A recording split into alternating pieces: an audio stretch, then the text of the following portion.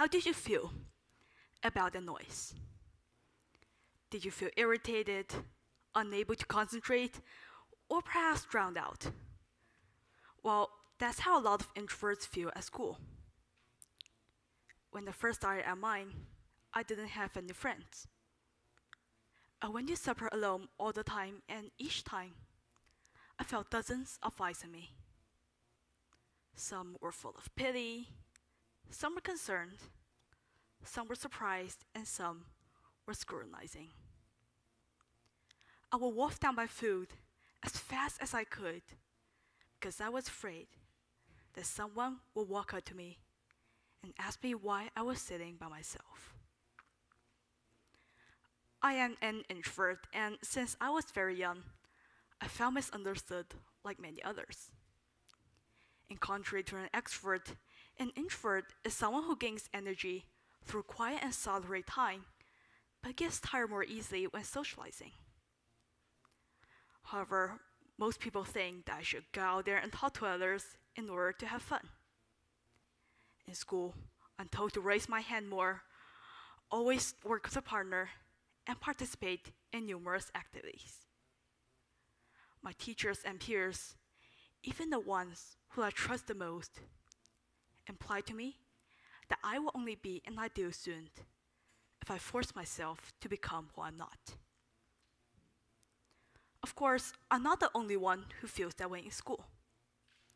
Contrary to popular beliefs, introverts are not necessarily the minority. We're just often drowned out in the classroom, just like the smaller dots in this picture.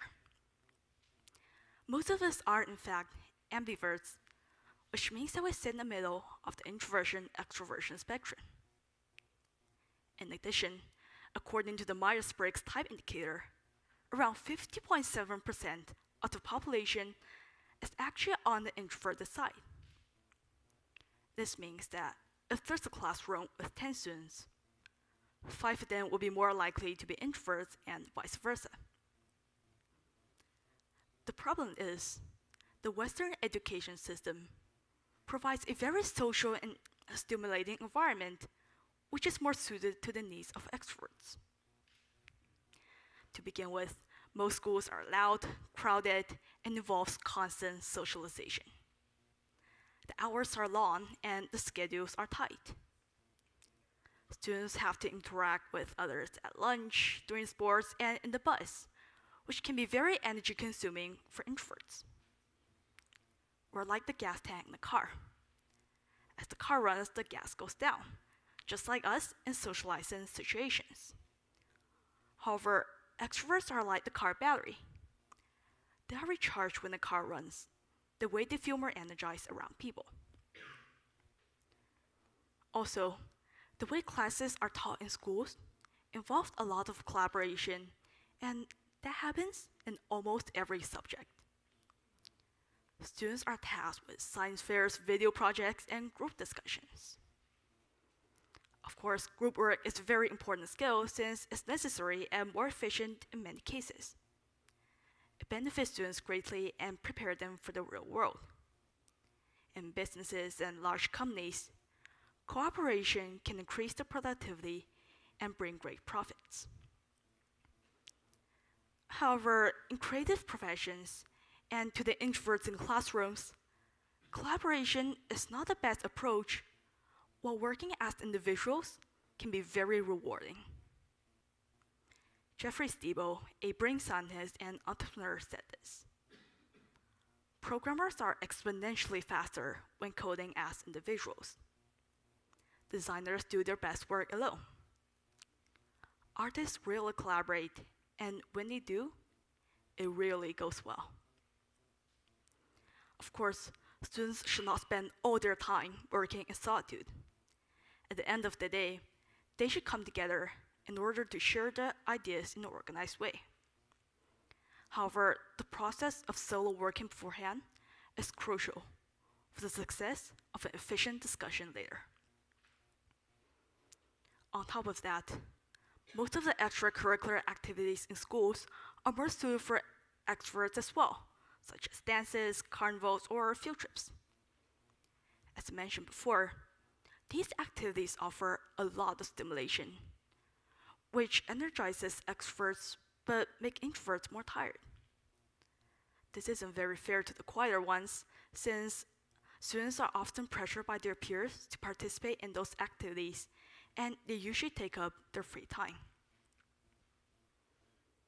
However, these things are relatively easy to change compared to the source of the problem, which is your attitude. The attitude of the society, the teachers, the parents, the peers, and even the introverts themselves. In the eyes of a lot of people, introverts are antisocial, weak, or needy. They think that we can't be alone without being lonely, that introversion is some sort of problem, something that must be fixed. To a lot of teachers and parents out there, the perfect student is social and outgoing, rather than quiet and solitary. An introverted child is something that they worry about rather than celebrate. Today, the majority understands that racism and sexism are wrong, but when it comes to personalities, they do not hesitate before making introverts change who they are. The pressure from peers on the quiet students is also not neglectable. It's harder for introverts to make friends in school, and they're more likely to be bullied. A lot of them are considered weirdos or nerds, and they're often not understood by the people around them. And the sad thing is, even the introverts themselves are not aware that something's wrong.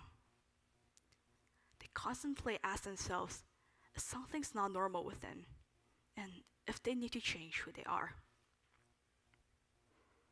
So, why do we need to make a difference? Well, the reason is that there are students out there who never go to the cafeteria just because they can't find anyone to sit with, who pretend they're sick every time there's a dance, who blame themselves every moment, every day, because they think that something's not normal with them. We can solve many of their problems just by listening to them, so why not? And on a larger scale, changing the current educational system can also make introverts more productive and allow them to unlock their potential. Imagine how much more efficient the world can be if everyone could work as energized members of the classroom and the society. Introverted students can potentially learn more at school if they can study without unnecessary socialization. And from a wider aspect, we're losing a lot of profit and potential discoveries because our employees have to work with extra distractions for others. If we change this situation, then the general productivity of our society will be improved. So, what can we do about this? To begin with, we can make small changes in schools to make them more suited for introverts. We don't need to build some special institution just for them. We don't need to make everyone study on the internet in their own rooms. We don't need to put up posters that say, help the introverts. All we need to do is make simple, everyday changes. At my school, for example, we have family-style lunches. Each student and teacher are assigned to a specific seat. On the surface, it seems to be challenging to an introvert, sitting with a dozen of unfamiliar people. However, some students like me will otherwise have snacks in their own room because they can't find anyone to sit with, and assigned seating solves that problem without embarrassing them. We can try to improve other things in schools using methods similar to this one. As I mentioned before, the lack of organization and specific instructions in group work is a problem for introverts. So it would be more preferable for us if more supervision and rules are added to group projects. Teachers can assign clearer roles to individuals so that the introverted students will be less likely to be drowned out by the louder ones. We can stop pressuring our peers to participate in extracurricular activities and organize quieter events as well, such as movie nights or workshops. We can reduce the weight of class participation in grading or allow other forms of it, such as written responses or online blogs. This way, our students can be judged by their abilities rather than their volume in class.